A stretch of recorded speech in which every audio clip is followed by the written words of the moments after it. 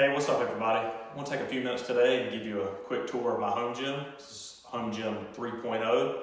Started my home gym journey, if you will, in 2013. I've been adding to it a little bit over time.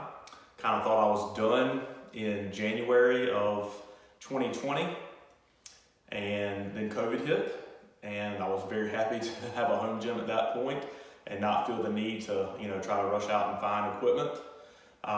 In that same year, we had the opportunity to sell our house and decided to do a custom build. In that custom build, I decided I wanted to sell most of my equipment from the old gym and upgrade to a new rack in the new gym. So first off, I'll talk about the room. This is a bonus room above the garage, and the question I get asked all the time is, that doesn't sound like a good idea having that much weight in a bonus room upstairs, and that is a very fair question.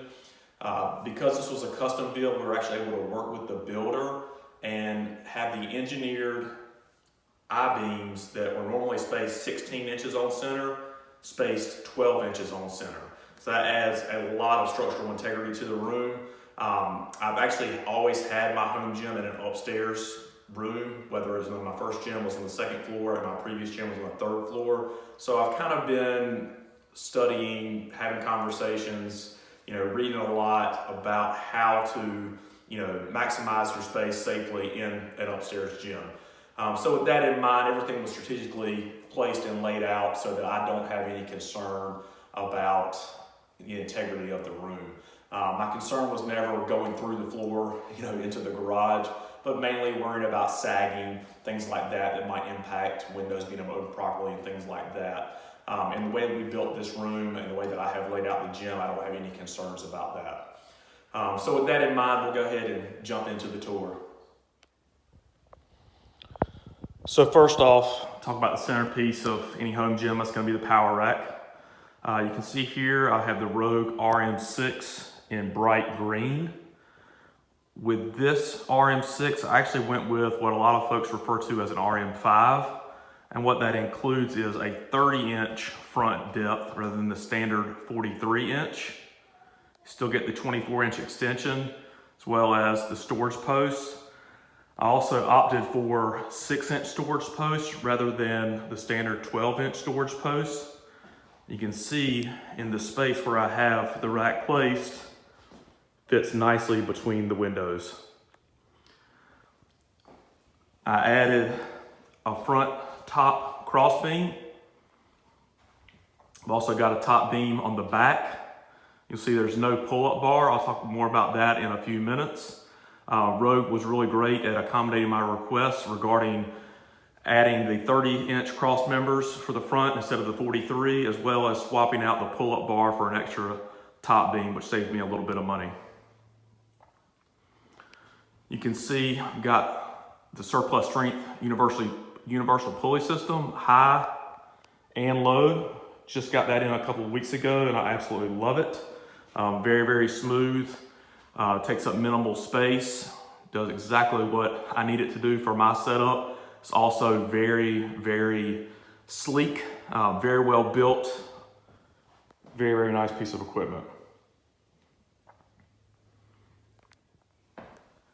In the back of the rack here is where I've got all my storage, Monster leg rollers, 12-inch Monster storage pins that I use as utility pins, band pegs, chain storage, as well as Rogue deep dish plates.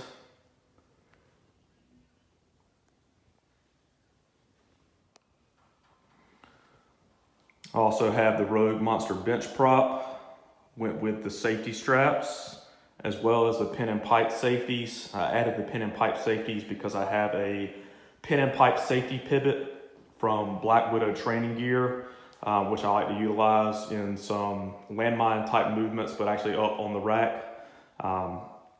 Check them out. That's a great option to add some variety to your training.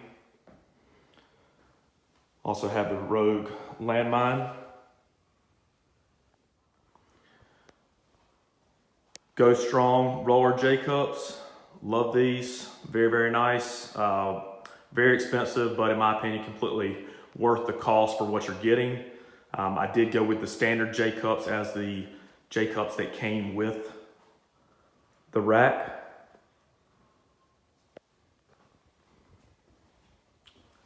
Up here I have the Titan glute ham roller. One thing that you'll see as we go through is my rack is not 100% brand loyalty, or my gym is not brand loyal. I kind of have a hodgepodge of things that I've bought and purchased over the years based off of what I felt was the best option for me at that time.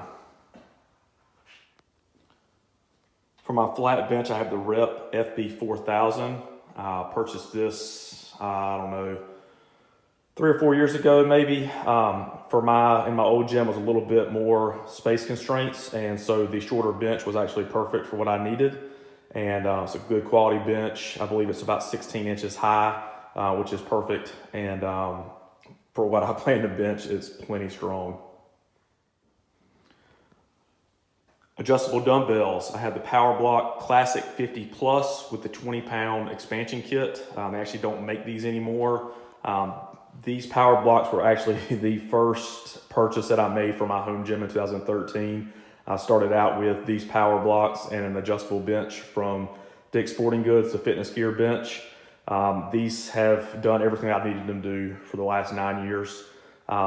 Quality construction, they still look very similar to when I first got them after years of abuse. Really do like the PowerBlocks. A lot of folks don't like the design, but for me, they are perfect. Also have the Rogue box squat box. I love box squatting. I'm a big fan. It's done a lot of benefits for me over the years with box squatting, added to my squat and my deadlift, in my opinion. Also for step ups and box jumps and things like that. It's a very, very solid piece of equipment. It's very heavy. If you've ever tried to move one, it's not a lot of fun, but it does do a great job for whatever you need it for. Got a 35-pound kettlebell, 16 kilograms actually, from Kettlebell Kings. Had that for several years. Rogue Adjustable Bench 3.0. Again, another solid piece from Rogue. This is one of the upgrades I made in the new gym. I sold my old adjustable bench when I sold most of my stuff last year, and I've been very, very happy with this. Coming over here, you can see got the wall control. All the cool kids are doing it. I am a big fan of wall control. Since I built this version of the gym, I actually have already added an extra panel and some more hooks to carry all of my attachments, bands, things like that. Marginally OCD with it, but yeah, this is great. It's able to keep everything that I need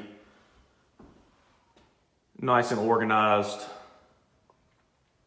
off the floor. Moving on, it's my wall of barbells. Again, barbell collection that's kind of taken a few years to build. The top bar there is the Troy GOB 60, I think it is. This is a 5-foot bar. Just a bar I picked up years and years and years ago to be able to have an extra barbell to do circuits and things like that. And it does come in handy from time to time. I actually like it for hip thrusters because it's a shorter bar. It makes it a little bit more manageable to do hip thrusters with. Below that, Elite FTS American Camber bar. Love that bar. I think it's the best option for the price regarding a multi-grip bar. Earthquake bar by Banbell. Below that is the Titan axle bar. Below that is the Titan regular bar, which is a beater bar. Below that is the Rogue Ohio Power Bar in stainless steel bar with chrome sleeves. Below that is the Strong Arm Sport Sumo deadlift bar, and then the Titan Fitness Safety Squat bar, which I've also had for a few years as well. Got my chalk pot up on the wall. This is one thing I did I thought was kind of neat. Nothing too crazy, but chalk pot has a magnetic back, and I screwed a magnet to the wall in order to hold the chalk pot up and out of the way. Go Strong, Clever built Genesis Jack 2.0.